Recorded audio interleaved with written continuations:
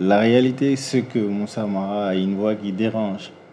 Il est l'un des remparts politiques. Nous avons beaucoup d'hommes politiques désormais qui sont beaucoup des figures même de la société civile qui étaient des voix qui dérangeaient un peu le pouvoir en place, qui désormais, à tort ou à raison, en tout cas, se retrouvent emprisonnés pour certains, pour des délits d'opinion, et pour d'autres, voilà, parce que tout simplement, ils ont tout simplement commis un certain nombre de délits politiques. Mais là n'est pas la question. La question est que Moussa Mara, qui est-il? C'est comme l'a souligné, c'est un ancien Premier ministre. Il a été ministre, il a été maire de la commune 4.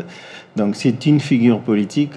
À l'inverse de beaucoup d'hommes politiques, quoi que l'on puisse dire, c'est pas quelqu'un qui traîne des casseroles derrière lui. Donc il a une moralité politique intacte. Donc, il a toute la crédibilité et la légitimité d'aller voir les Maliens dans tous les coins du monde, ici à l'intérieur du pays comme à l'extérieur du pays. Depuis ces derniers temps, il est l'une des voix qui dérange beaucoup le pouvoir en place. Donc, ce n'est pas du tout une surprise. Je pense qu'il le sait. Il le sait. Lui-même, c'est un homme politique aguerri. Il savait très bien que ça pouvait arriver, même si, voilà, on s'y attendait.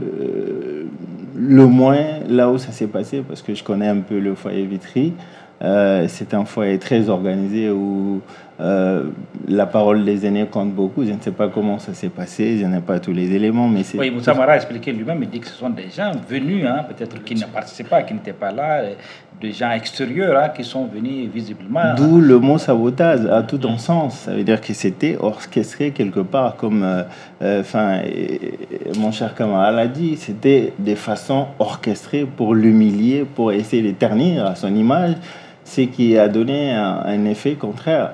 Moi, je pense que si on veut servir le pays, c'est d'accepter que les gens ne soient pas d'accord avec soi. C'est d'accepter que la pluralité des voix est essentielle dans l'écosystème politique. C'est d'accepter que les autres ne peuvent pas être d'accord avec vous.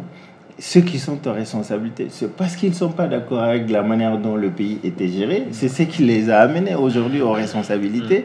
Et tous ceux-là qui disent qu'ils sont les soutiens de la transition, s'ils sont convaincus de la bonne marche du pays, il faut qu'ils savent qu'il y a également des compatriotes, des concitoyens qui ne sont pas d'accord avec eux.